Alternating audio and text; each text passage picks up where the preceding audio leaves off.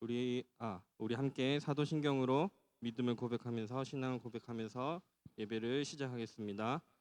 나는 전능하신 아버지 하나님 천지의 창조주를 믿습니다.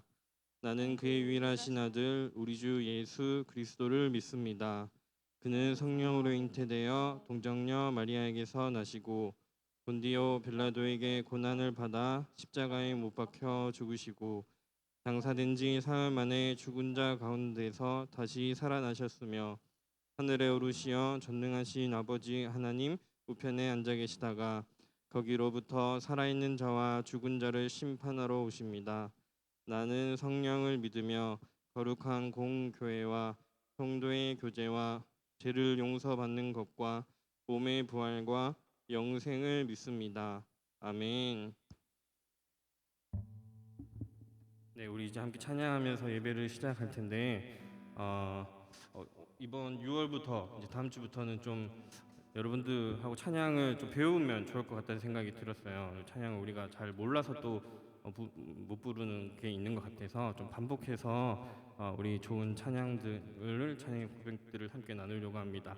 우리 오늘 함께 부를 찬양은 예수님의 사랑에 대해서, 주님의 사랑이 또 나를 향하신 그 사랑이 나를 새롭게 하시고 또 힘주시고 위로 주심을 고백하는 찬양입니다.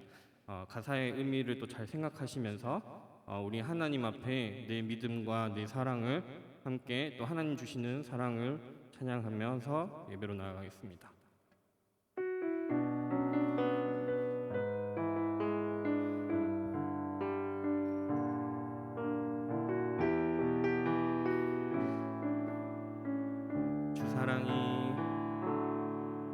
주 사랑이 나를 숨쉬게 해 세상 그 어떤 어려움 속에도 주 은혜로 나를 돌보시며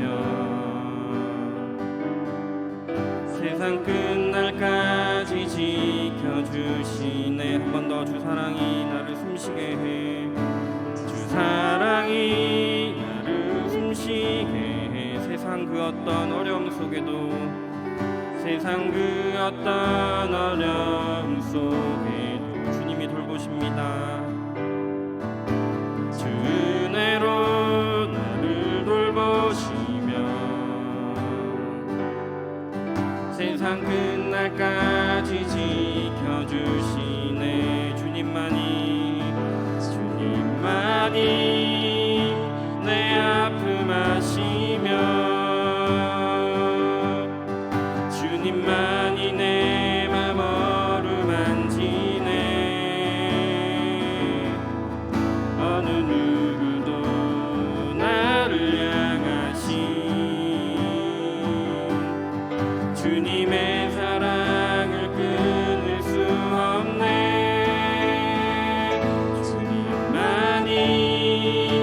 내 능력이시며 주님만이 나의 구원이시네. 어느 누구도 나를 향하신 주님의 사랑을 끊을 수 없네. 우리 다시 한번 주 사랑이 나를 숨쉬게 해 세상 그 어떤 어려움 속에도 세상 그 어떤 어려움 속에도 주 은혜로 나를 돌보시며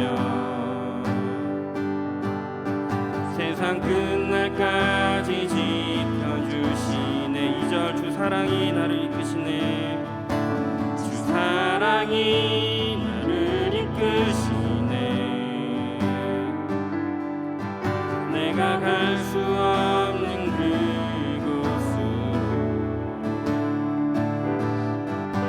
주의 사랑 나를 붙드시며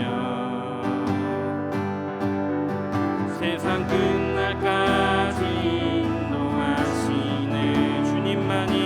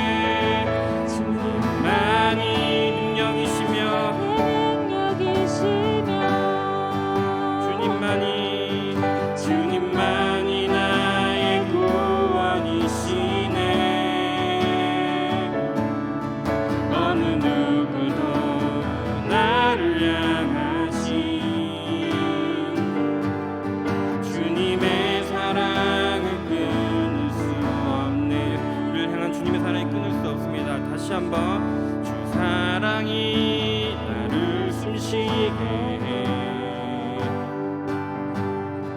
세상 그 어떤 어려움 속에도 아멘 주 은혜로 나를 돌보시며 세상 끝날까지 지켜주시네 마지막 주 사랑이 나를 숨쉬게 해 주 사랑이 나를 숨쉬게 믿음으로 고백합시다. 세상 그 어떤 어려움 속에도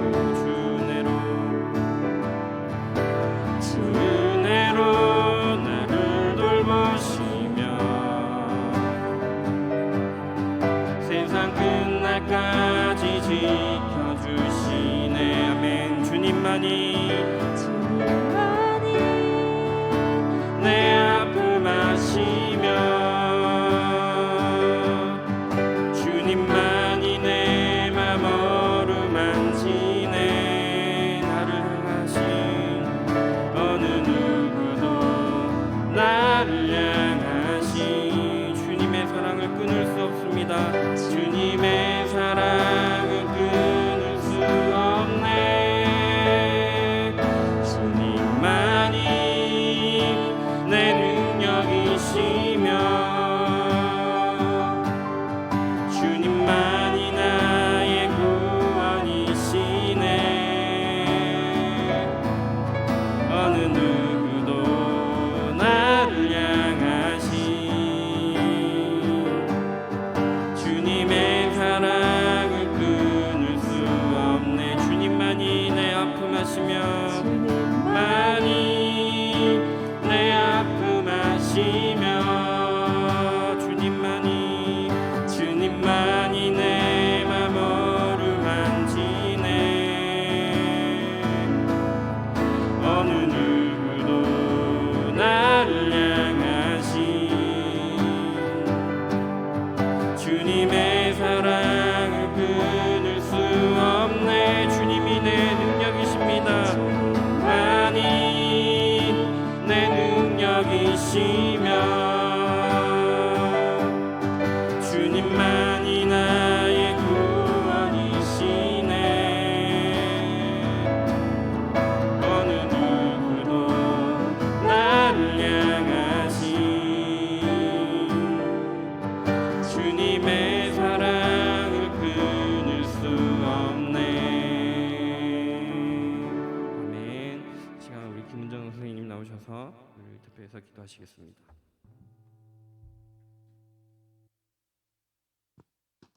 사랑과 은혜가 충만하신 아버지 하나님, 오늘도 좋은 날 주심을 감사드립니다. 지난 한 주간에도 지켜주시다가 이렇게 예배를 드릴 수 있게 불러주시니 감사합니다. 하나님을 예배할 때 우리의 마음이 가장 기쁘고 평안한 것을 고백합니다. 우리 중고등부를 사랑해 주셔서 늘 지켜주시지만 우리는 때때로 하나님 뜻대로 살지 못할 때가 있음을 고백합니다. 이웃들에 대한 무관심, 불친절하게 대한 일, 사람들에 대한 거짓말, 사랑으로 행하지 못한 많은 일들이 있었음을 고백합니다. 이 시간 우리의 마음을 깨끗이 씻어주시고 예배드리기에 합당한 심령이 되게 하여 주세요. 하나님, 우리 중고등부가 하나님의 사랑으로 하나 되는 학생부가 되게 하여 주세요. 날마다 뜨겁게 기도하고 말씀을 사모하는 학생부가 되게 하여 주세요. 우리의 믿음이 자라서 우리를 통해서 예수님의 십자가 사랑이 흘러나가는 학생들이 되게 하여 주세요. 이 시간은 우리가 말씀을 듣는 귀한 시간입니다. 말씀 전하는 목사님을 성령의 능력으로 잡아주시고 예배를 돕는 모든 손길들도 기억하여 주시고 듣는 우리 학생들의 하나님의 말씀을 깨닫고 더더욱 성장하게 도와주세요. 온 정성을 모아서 드리는 우리의 예배를 기뻐 받아주세요. 모든 영광을 오직 주께만 드립니다. 예수님 이름으로 기도합니다. 아멘.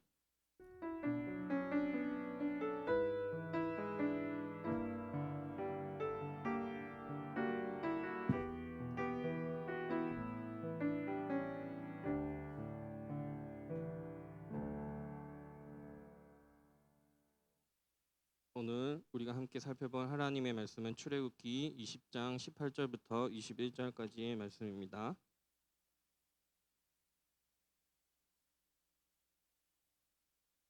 구약 성경 출애굽기 20장 18절부터 21절까지의 말씀입니다.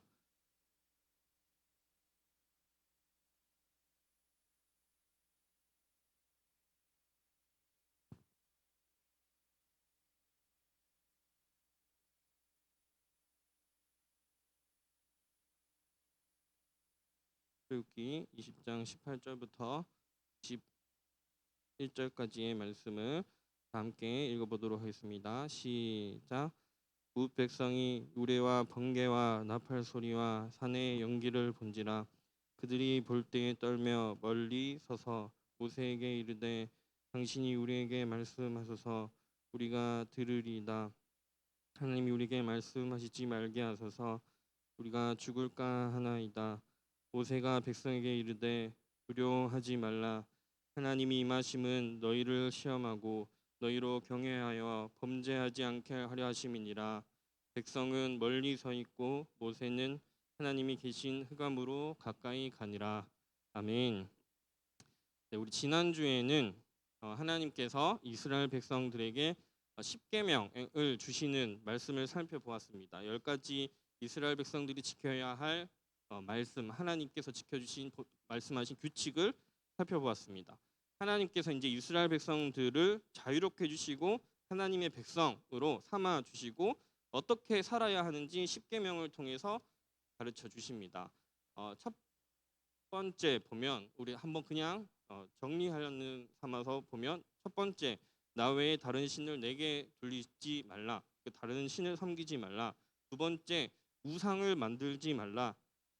세 번째, 하나님의 이름을 가지고 함부로 이야기하지 말라.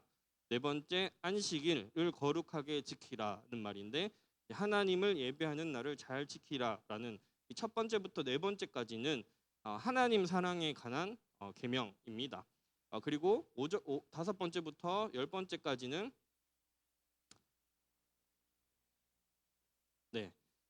다섯 번째 부모를 공경하라. 여섯 번째 살인하지 말라. 일곱 번째 간음하지 말라. 여섯 번째 살인하지 말라, 간음하지 말라. 간음은 음란한 생각, 야한 생각, 야한 행동. 이 여섯 번째, 일곱 번째는 마음으로도 하지 말라. 실제로 이렇게 하지 않더라도 마음으로도 하지 말라고 말씀하십니다. 여덟 번째 도둑질하지 말라. 아홉 번째 친구한테 거짓말하지 말라. 열 번째 친구가 가지고 있는 것, 내 주변에 있는 사람이 어떤 가지고 있는 것을 보고 부러워하지 말라. 다섯 번째부터 열 번째까지는 내 주변의 사람들을 사랑하는 것. 그래서 성경에서 하나님께서 이스라엘 백성들과 우리에게 가장 중요하게 말씀하시는 큰 두 가지는 하나님을 사랑하고 내 주변에 있는 사람들, 지금 내 옆에 있는 사람들 한번 얼굴 보세요. 보기 싫어요?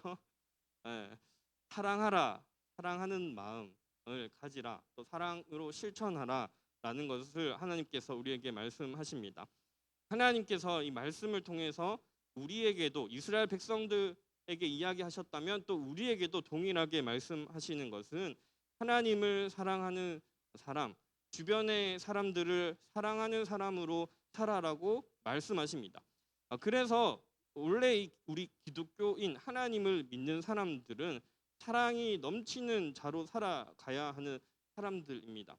하나님을 만나는 사람, 하나님을 만났다라고 하는 사람, 좀 더 쉽게 하나님을 이렇게 매주일 예배한다고 하는 사람, 하나님을 의지하고 살아가는 사람, 하나님을 찬양하고 살아가는 사람은 그 존재 자체가 나라는 사람 자체가 사랑이 넘치는 사람이 됩니다.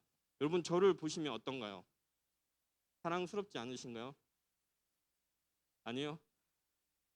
여기 저를 보면 어때요? 보고 싶지 않아요? 선생님 안녕? 네.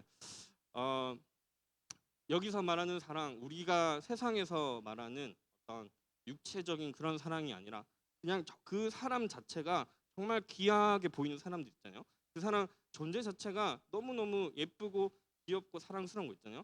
우리 샘이 애기들 좋아하잖아. 애기들 보면 어때요? 너무 그냥 그 자체만으로 예쁘고 사랑스럽잖아요. 그것처럼 우리가 하나님을 만나는 사람으로 살아갈 때, 그러니까 기독교인이라는 것은 우리 존재 자체가 하나님을 만나면서 그전에는 외모로 사람을 평가하고 돈으로 사람을 평가하고 그걸로 내가 평가되는 사람이지만, 성적으로 내가 평가되는 사람이지만, 그것이 아니라 하나님을 믿는 사람은 하나님만으로 인해서 우리 자체가 사랑스러운 존재가 되는 것입니다. 하나님께서 나를 매일매일 너무너무 사랑하시는 것을 경험하기 때문입니다. 여러분 이제 뭐 언니, 오빠들, 형들, 누나들 중에서 이제 어른들이 그런 말 하죠. 청년들한테 너 되게 예뻐졌네? 연애해? 이렇게 물어보잖아요. 너 결혼하더니 더 멋있어졌네? 이런 이야기 하잖아요. 이게 왜 그런 이야기를 어른들이 하나요? 사랑을 하고 또 사랑을 받으면 그 사람이 사랑받을 때에 그 모습이 더 예쁘게 보이고 더 멋있게 보이기 때문입니다.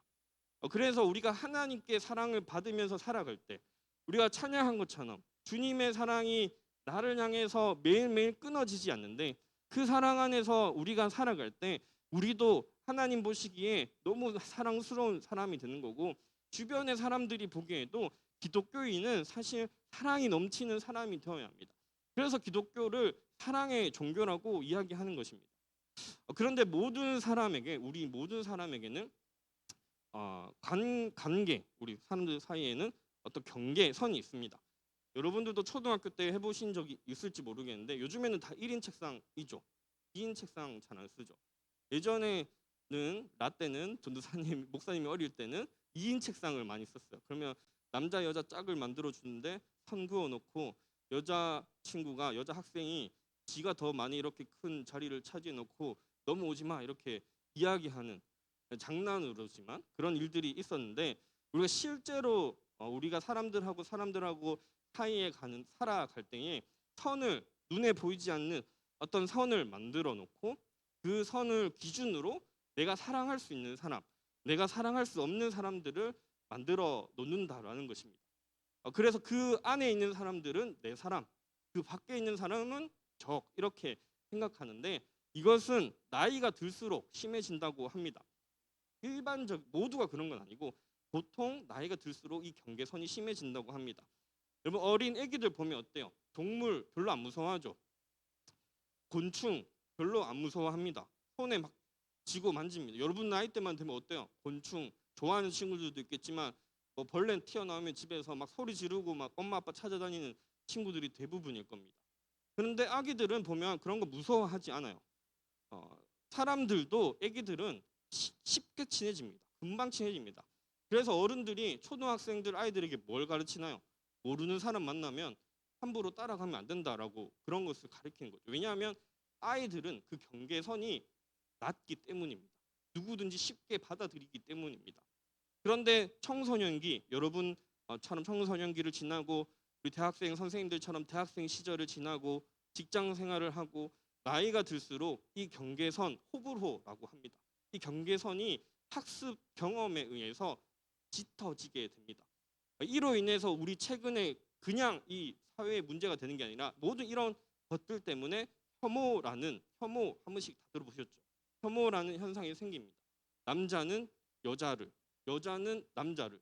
여기서는 그런 혐오를 가진 사람들이 없을 거예요. 그런데 이 많은 사람들이 이런 게 생기는 거예요. 남자는 여자를, 여자는 남자를 혐오하는 사람들의 무리가 생깁니다. 또 여기에는 군중심리라고 들어보셨죠? 군중심리라는 것이 작용합니다. 여러분 친구들끼리 지낼 때도 그런 일이 있을 수 있습니다. 다수의 친구들이 한 학생을 막 따돌리고 몰아가고 막 그렇게 나쁘게 만들어 버릴 때 있잖아요. 그럴 때 나는 어때요? 나는 그 친구가 나쁜 사람이라고 생각하지 않는데 원래 되게 친한 친구인데, 뭐 초등학교 때, 중학교 때는 엄청 친한 친구인데 중학교 올라가고 고등학교 올라갔는데 이상하게 그 친구가 사람들한테 따돌림을 받아요. 그러면 나는 어떻게 해요? 군중 속의 한 사람으로 그냥 거기를 따라갈 때가 많습니다. 저는 몇 번 이야기했는데 신학교 졸업 논문으로 이슬람 선교에 대해서 썼습니다. 여러분 이슬람 하면 딱 어떤 이미지예요? 별로 생각 없어요? 이슬람 하면 그런 이미지 있잖아요. 여자들이 이 검은 천 같은 거를 머리에 두르고 있는 거, 남자들도 흰 천 같은 거를 이렇게 머리에 두르고 있는 거. 또 아니면 이슬람 하면 테러리스트, 그런 생각을 많이 합니다. 여러분 이슬람 인구가 뭐 10억, 12억, 15억 정도 되는데 그 사람들이 다 테러리스트면 어떻겠어요? 이미 이 지구 멸망했을 겁니다. 우리 다 죽었을 겁니다. 그런데 우리는 이런 그냥 사람들 안에 살아가는 이런 속에서 내가 경험해보지 않았지만 보고 듣고 생기는 어떤 생각을 가지고 이슬람 하면 테러리스트 이런 생각을 가지게 되는 겁니다. 그래서 혐오, 어려운 말로 포비아라고 하는 게 생깁니다. 그런데 제가 이 어려운 이야기를 쭉 한 이유는 우리 기독교인은 어떤 사람들이 되어야 하나 하는 겁니다. 어떤 사람들은 막 페미니스트들은 남자들 경계하고 막 그러고, 어떤 사람들은 막 여자들 막 경계하고, 어떤 기독교인들은 지난 석가탄신일에 또 절 앞에 가가지고 막 해서 또 뉴스에 문제가 되기도 했었습니다. 우리 기독교인들은 진짜 어떻게 살아야 하는지에 대해서 이야기하려고 하는 것입니다. 기독교인들은 하나님을 사랑하고 이웃을 사랑하는 것인데 기독교인은 그 경계선을 넘어서서 사랑하는 것입니다. 기독교의 사랑이 그냥 일반 세상의 사랑과 다르게 너무너무 위대한 사랑인 이유는 경계를 넘어서서 사랑하는 것이기 때문입니다. 오늘 읽은 출애굽기 말씀에 보면 하나님께서 우리를 사랑하셔서 말씀을 통해서 우리에게 다가오신 겁니다. 하나님께서 이스라엘 백성들을 너무나 사랑하셔가지고 이스라엘 백성들 말 되게 안 듣는데 사랑하셔가지고 오늘 말씀이 뭐냐면 하나님이 십계명을 모세에게 주시면서 직접 이스라엘 백성들 앞에 나타나시는 겁니다. 하나님이 직접 나타나시면 어떨까요?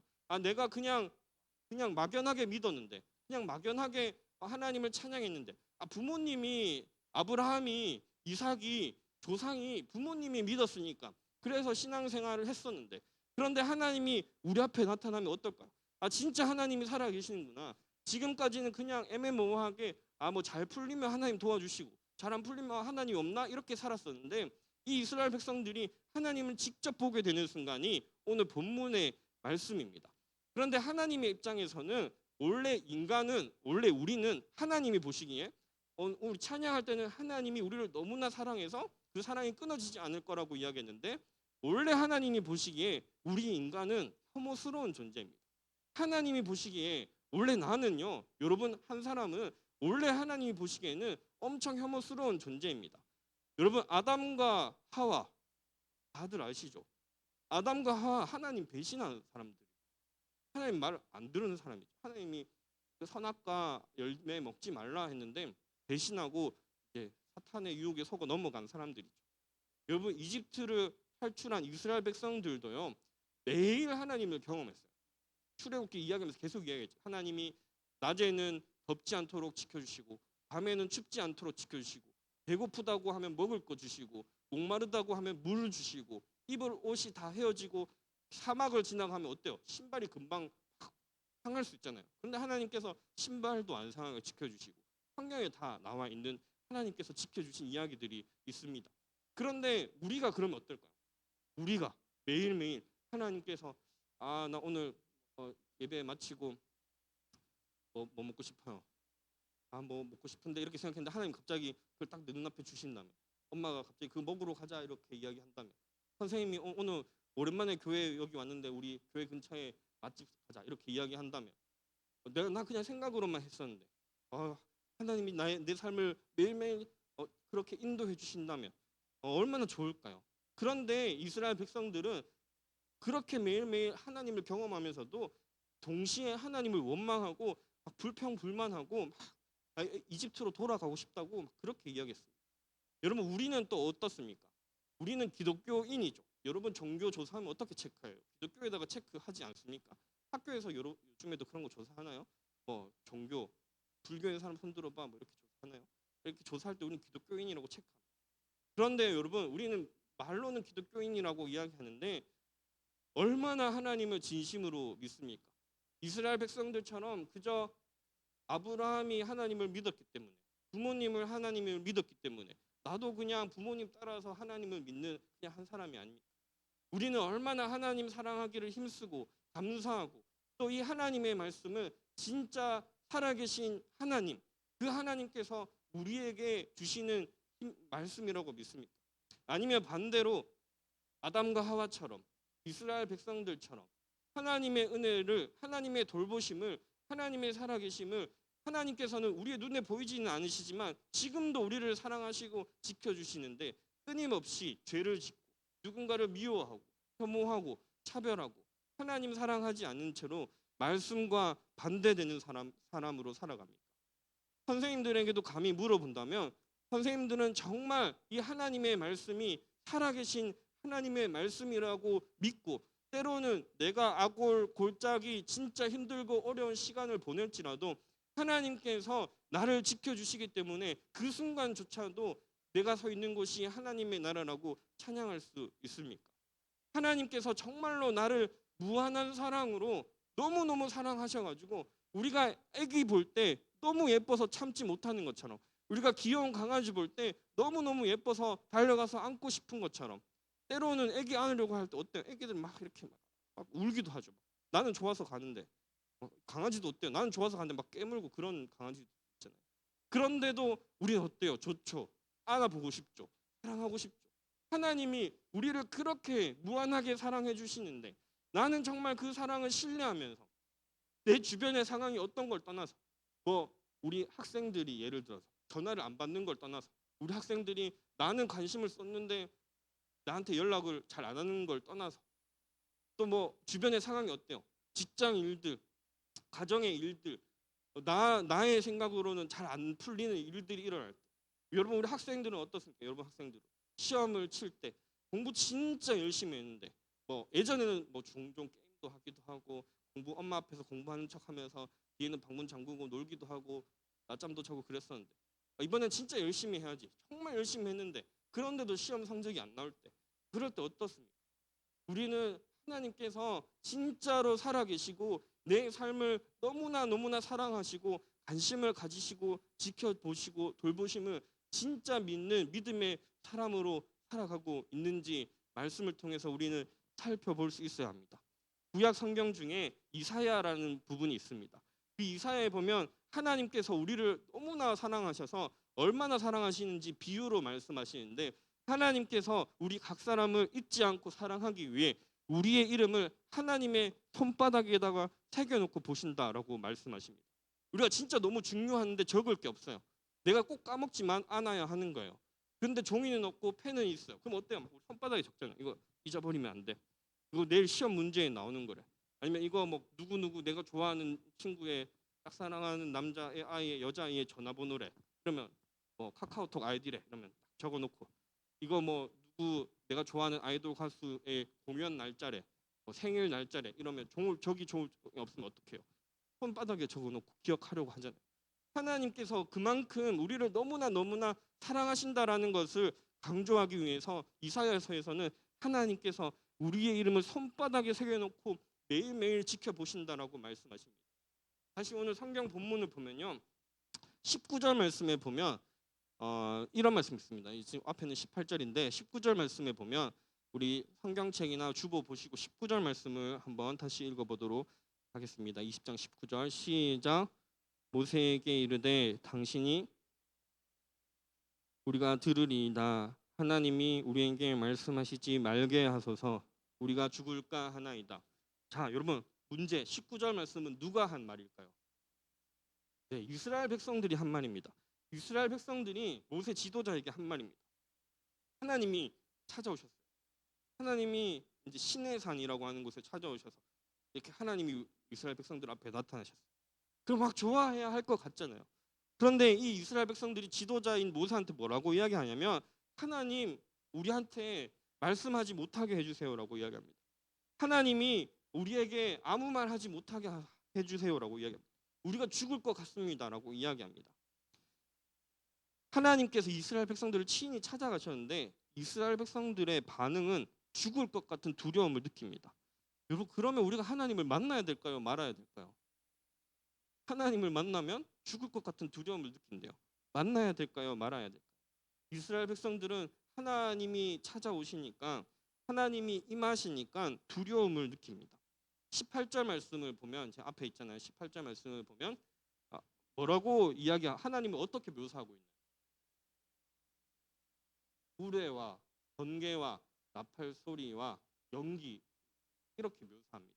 실제로 하나님이 저런 모습으로 나타나실 수도 있고, 그런데 실제로 하나님은 저런 모습이 아니라 엄청 우리가 느끼지 못하는 하나님은 우리가 사진이나 책이나 만화나 그림에 보면 사람처럼 이렇게 해놨지만 그건 우리가 이해하기 쉽게 해서 사람처럼 해놓은 거지 하나님이 어떻게 생겼는지는 아무도 모릅니다. 그런데 이스라엘 백성들이 하나님을 보고 어떻게 묘사하냐 하면 우레 같고 번개 같고 나팔 소리 같고 또 21절에 보면 깜깜한 흑암 어둠 같다라고 이야기합니다. 우리 속담에 자라보고 놀란 가슴 뭐 보고 놀란다고 하죠? 네, 자라가 여러분 본 적 있어요? 저는 시골에서 예전 어릴 때 방학 때는 할머니 집에서 지냈기 때문에 자라를 본 적이 있는데 되게 무섭게 생겼어요. 자라 물어요. 그래서 자라는 무섭습니다. 거북이랑 달라요. 자라는 무섭습니다. 근데 자라가 소뚜껑처럼 생겼어요. 자라가 종종 이렇게 시골 이렇게 막 옛날 할머니 집에 보면은 저희 할머니 집에 보면 주방 같은데 막 우리 뭐죠? 현대 아파트 같은 주방이 아니고 그냥 진짜 흙으로 만든 집에 주방에 막 가끔씩 등장하거든요. 그럼 진짜 놀라요. 소뚜껑 보고 이렇게 놀래요. 자란 줄 알고. 또 도둑이 제발 저린다라는 말이 있는 것처럼 하나님의 모습은 분명 인간이 보기에 신비로운 모습일 수는 있을 텐데 그런데 오늘 이스라엘 백성들 앞에 하나님이 나타나셔서 뭐 했어요? 아무것도 안 했습니다. 근데 십계명만 주셨는데 그저 이스라엘 백성들은 멀리서 지켜보기만 했는데 하나님을 보고 무서워서 덜덜덜덜 떨고 있습니다. 하나님을 묘사하는데 온갖 무서운 것들 되게 엄청난 것들로 이야기하고 놀라운 것들로 이야기합니다. 그리고 방금 우리가 읽은 19절 말씀에 보면 죽을까 봐 두려워합니다. 인간이 하나님을 만날 때 첫 번째 느끼는 감정은 두려움입니다. 예수님의 가장 첫 번째 제자 누구죠? 12제자 중에 1등 제자라고 하는 네, 베드로가 처음 예수님을 만났을 때 주님 저는 죄인이니까 나를 떠나 주십시오라고 이야기합니다. 우리 하나님을 진짜 만나야 할까요? 여러분 하나님을 만나면 두려움을 느끼고 하나님을 만나면 저는 죄인입니다 이런 마음이 드는데 우리 진짜 하나님을 만나야 할까요? 그래서 사도 바울이 뭐라고 하냐면 원래 하나님과 인간은 원수였다고 합니다. 하나님과 인간은 원수 사이였다고 합니다. 사람들이 하나님의 말을 정말 오지게 안 들어가지고 원수 같은 사이였다라고 말합니다. 기본적으로 또 우리 인간은 하나님을 거부한다라고 이야기합니다. 그래서 신약 성경 요한복음에 보면 예수님은 우리 인간 가운데 오셨는데 우리 인간을 어둠에 표현하고 예수님을 빛으로 표현합니다. 어둠 가운데 있는 우리에게 예수님께서 빛으로 찾아오셨다라고 합니다. 예수님께서 끝까지 우리를 포기하지 않고 사랑하시기 때문에 어둠 속에 있는 우리에게 예수님께서 빛으로 찾아오셨다고 합니다.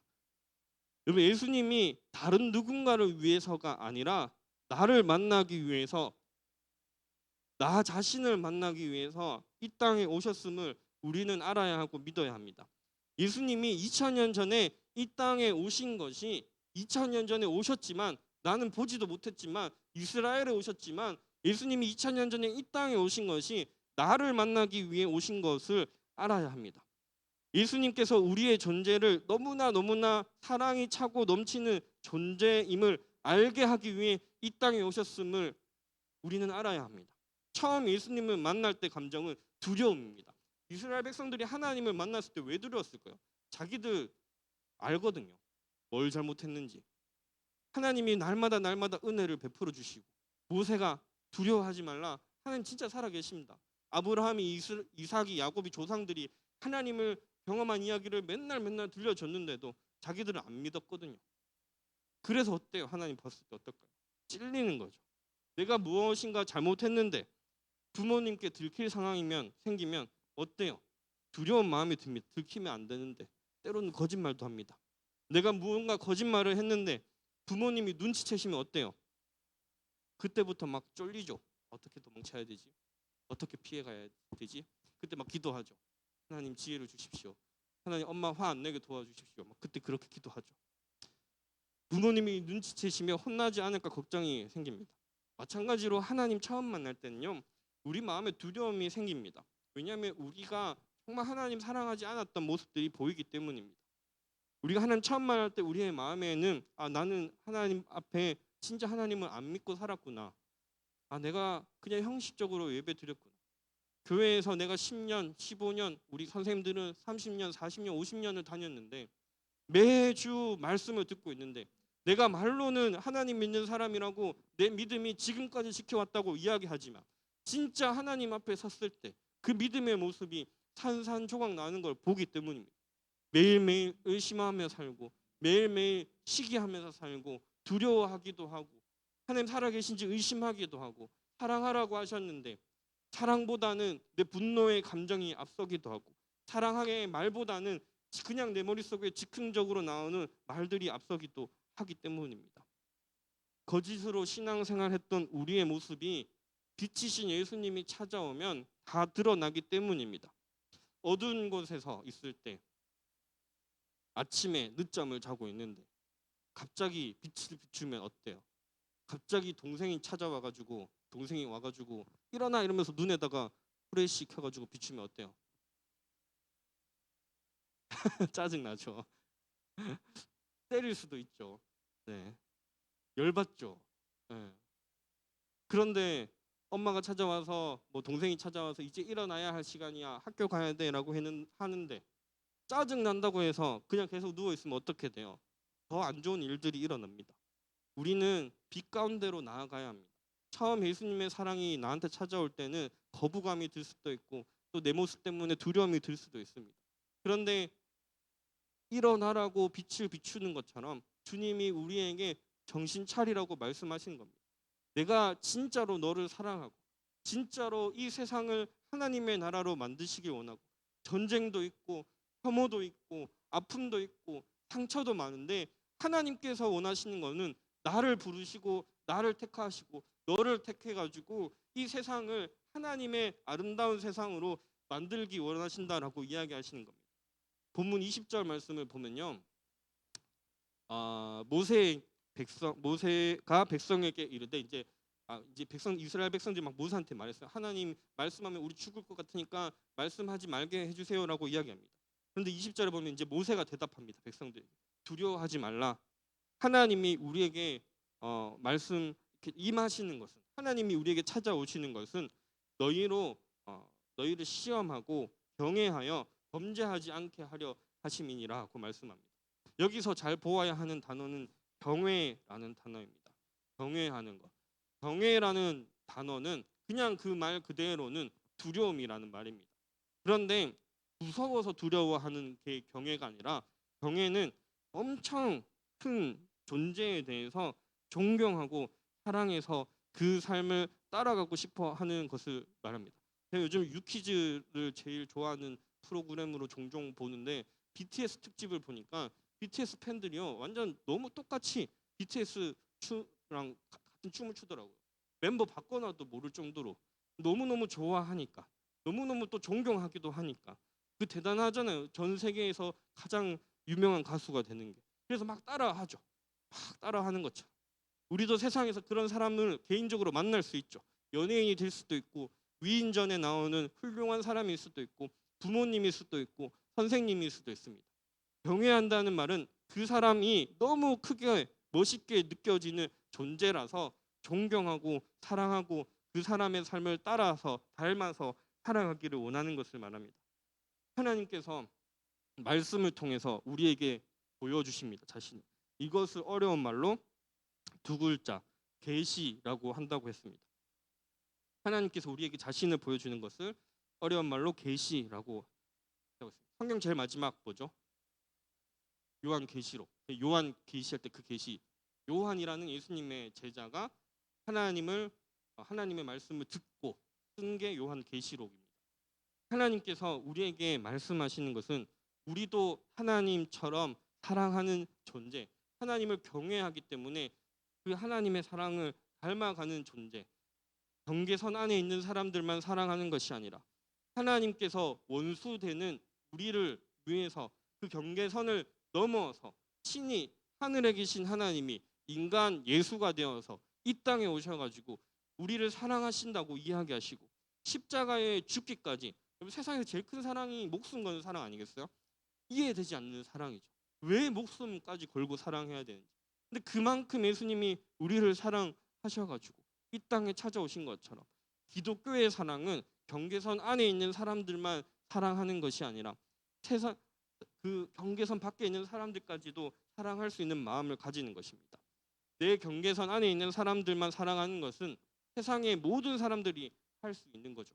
그런데 하나님처럼 사랑한다는 것은 내 경계선 밖에 있는 사람들까지도 사랑하고 용납하고 받아들이고 진심으로 대할 수 있는 것을 말하는 것입니다. 이것이 기독교 사랑이 위대한 이유이고 오늘 우리 출애굽기에서 하나님께서 인간들에게 찾아오시는 게 엄청난 사랑이라는 것을 이야기하는 것입니다. 최근에 이제 교회가 여러분 어려움을 겪는 이유는 단 하나입니다. 사람이 없기 때문이 아니고 뭐 그런 게 아닙니다. 진짜 하나님의 사랑이 뭔지를 잃어버렸기 때문입니다. 진짜 하나님이 지금도 나를 사랑하신다라는 그 믿음을 잃어버렸기 때문입니다. 찬양의 가사는 매일매일 고백하지만 그 고백이 진짜 내 삶 가운데 이루어지지 않기 때문입니다. 높은 산이 거친 들이 초막이나 궁궐이나 은혜로운 찬양이구나 라고는 이야기하지만 진짜 내 믿음과 삶은 그것과 상관없이 높은 산에서만 있기를 원하고 궁궐에서만 있기를 원하기 때문입니다. 하나님의 인도하심이 우리가 매일매일을 두려워하지 않고 재밌게 살아갈 수 있고 사랑하며 살아갈 수 있고 기뻐하며 살아갈 수 있는 것은 어떤 순간이라도 하나님이 지금 나와 함께 하심을 믿고 있기 때문입니다. 우리가 이 코로나 시기를 지나면서 회복해야 할 것이 있다면 진짜 하나님의 사랑을 진짜 기독교의 사랑을 회복해야 하는 겁니다. 마지막으로 손양원 목사님이라는 분을 소개해 드리려고 합니다. 여러분 들어보셨을 수도 있는데 이분은요 한국 기독교인들이 한국 기독교가 지금 역사가 한 100년 좀 넘게 되는데 그 역사 중에서 가장 존경받는 목사님 중에 한 분이 손양원 목사님입니다. 이분이 이제 일제 강점기 시절에 태어나서 어린 시절을 보내고 이제 부모님이 신앙이 좋으셔가지고 목사님이 되었습니다. 그래서 전라도 여수에 애양원이라는 곳을 시설을 만들고 거기에서 교회도 하고 목사 활동도 하셨습니다. 이 애양원이 어떤 곳이냐면 제가 사진을 올릴까 말까 되게 고민했어요. 애양원에 있는 사람들의 모습이 지금도 있거든요, 사진으로.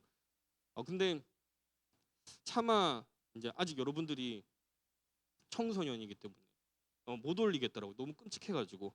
이 애양원은 어떤 사람들이 사는 곳이냐 하면 그 성경에는 나병이라고 문둥병이라고 하기도 했고 나병이라고도 하고 지금은 한센병이라고 불리는 병을 가진 사람들이 돌봄을 받던 시설입니다.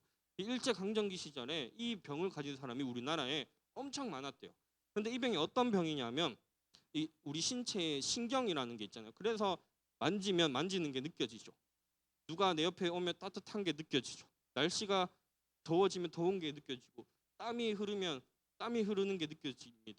비가 와서 비를 맞으면 빗물이 흐르는 게 느껴지는데 이 병에 걸린 사람들은 신경 세포들이 제대로 작용을 못해서 이런 걸 못 느끼는 사람들입니다.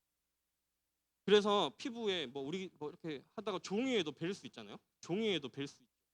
그런데 베었는데 그 베인 걸 모르는 거예요. 어디 가다가 이렇게 부딪혔는데 부딪힌 걸 모르는 거예요. 가다가 이렇게 어깨 툭 부딪히면 싸우잖아요. 툭 부딪혔는데 부딪혀서 팔 빠졌는데 그것도 모르고 그냥 가는 거예요. 그런 병이 이 병입니다. 뜨거운 불이 내 바지 여기에 붙었는데 뜨거움도 못 느끼는 병입니다. 그래서 이제 어떻게 될까요? 모르고 상처가 나는 데도 있으니까 그 상처 부위가 썩기도 하고 곪기도 하고 그래서 사진에 보면 코가 막 이만하고 손가락이 다 잘려 나가서 없는 사람도 있고 그런 사람들입니다. 그 당시에는 신에게 저주받은 그런 병이라고 했어요. 사람들 앞에 나가면 사람들이 돌 던집니다. 오지마 더럽고 냄새 난다고. 못생겼다고 가족들도 버립니다. 그런 사람들을 따로 격리된 곳에 살았는데 그런 사람들을 돌본 분이 이 손양원 목사님입니다.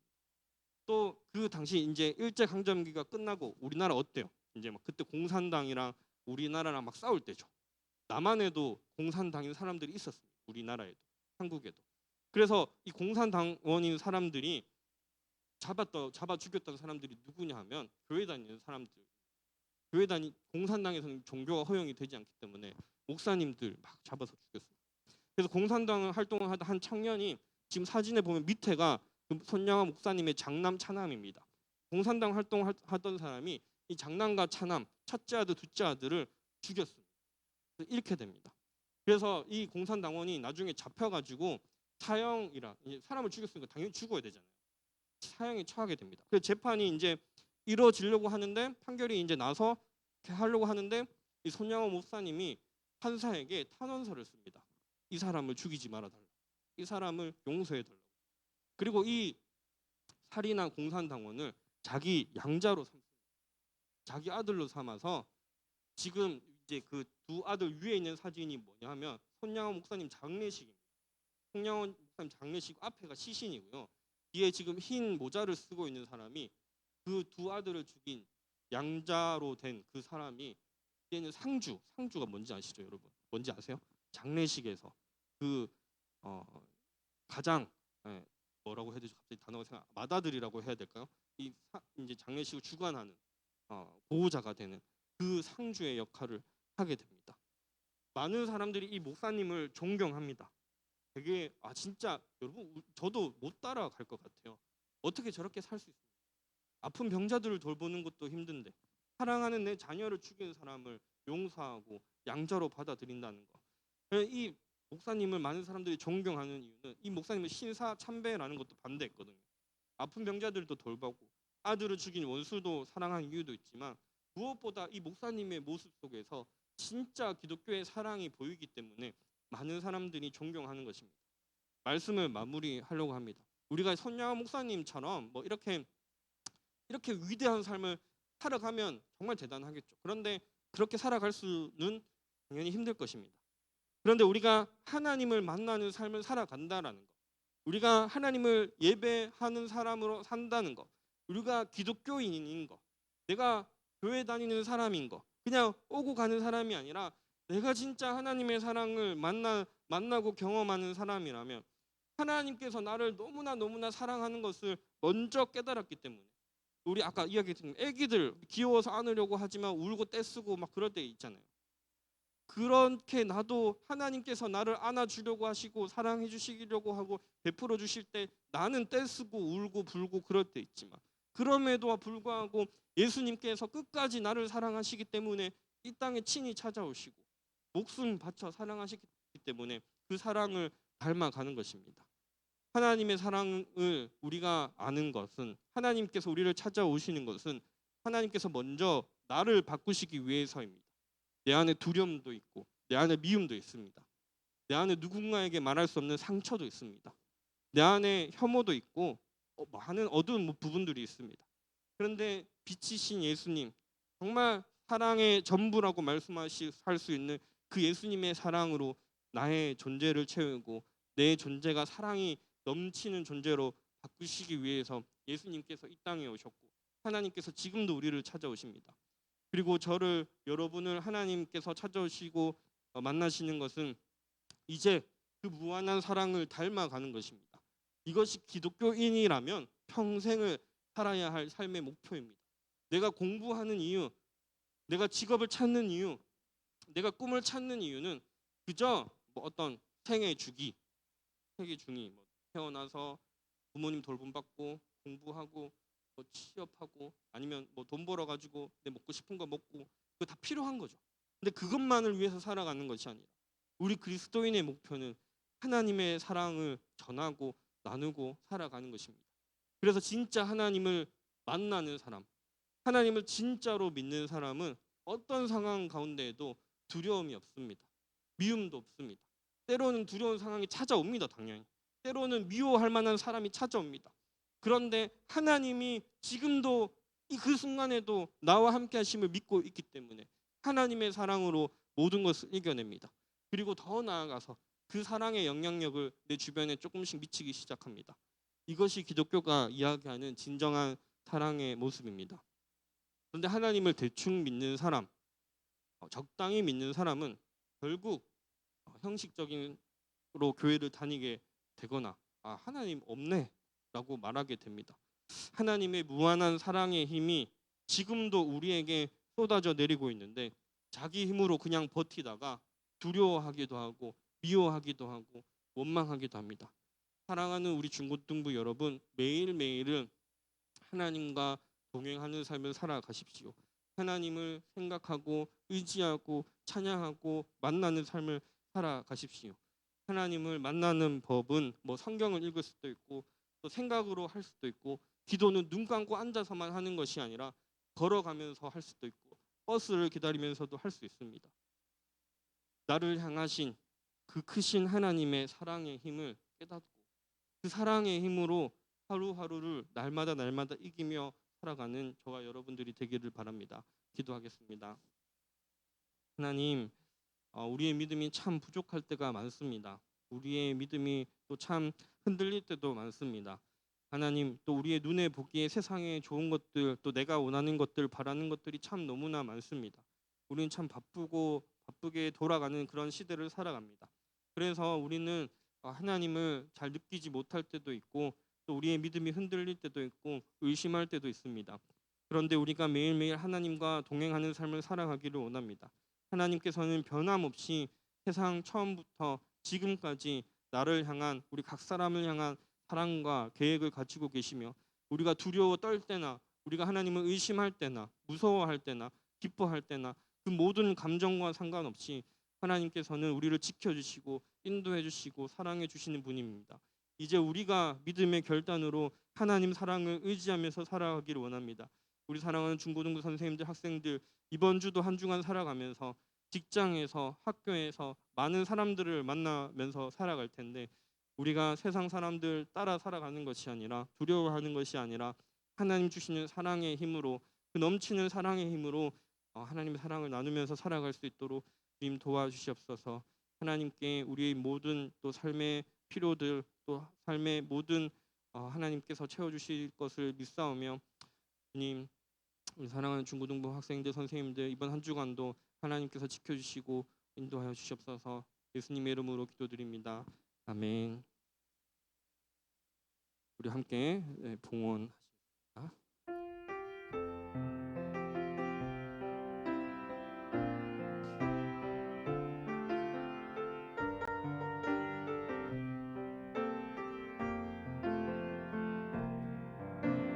나 주님의 기쁨 되기 원하네.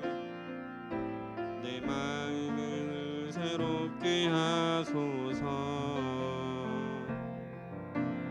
그 부대가 되게 하여 주사. 주님의 빛 비추게 하소서. 내가 원하는 한 가지, 주님의 기쁨이 되는 것. 내가 원하는 한 가지, 주님의 기쁨이 되는 것. 하나님, 오늘도 주님 앞에 귀한 예물을 드립니다. 주님, 우리 저와 선생님들과 학생들이 하나님 앞에 예물을 드릴 때 그저 지갑에 있는 한 푼의 돈을 꺼내어서 넣는 것이 아니라 우리의 마음과 우리의 삶과 우리의 목숨까지도 주님의 손에 달려 있음을 믿음으로 고백하게 하시고, 하루하루를 채워주시고 또 인도하시는 분이 하나님이심을 믿음으로 고백하며 예물을 드리게 하시고, 감사함으로 살아가고 기쁨으로 살아갈 때에 주님께서 더욱 풍성한 열매로 우리에게 채워주시고, 하나님 때문에 우리가 기뻐하고 하나님 때문에 즐거워하고 하나님께 우리가 찬송과 영광을 믿음으로 돌릴 수 있도록 우리는 날마다 우리의 믿음을 견고하게 세워주시옵소서. 주님께서 늘 함께 하심을 믿음으로 의지하며 예수님의 이름으로 기도드립니다. 이제는 우리 주 예수 그리스도의 은혜와 하나님의 사랑과 성령의 교통하심이 이 자리에 나와 하나님 앞에 예배하는 우리 모든 중고등부 선생님들과 학생들과 또 온라인으로 예배하고 있는 모든 우리 학생들과 또 하나님을 예배해야 하지만 또 믿음의 어려움으로 또 각자의 여건으로 예배드리지 못하고 있는 사람들도 하나님께서 돌봐주실 줄 믿으며 하나님께서 함께하여 주실 줄 믿사오며, 항상 우리의 삶 가운데 함께 하나님의 그 은혜가 있을지어다. 아멘.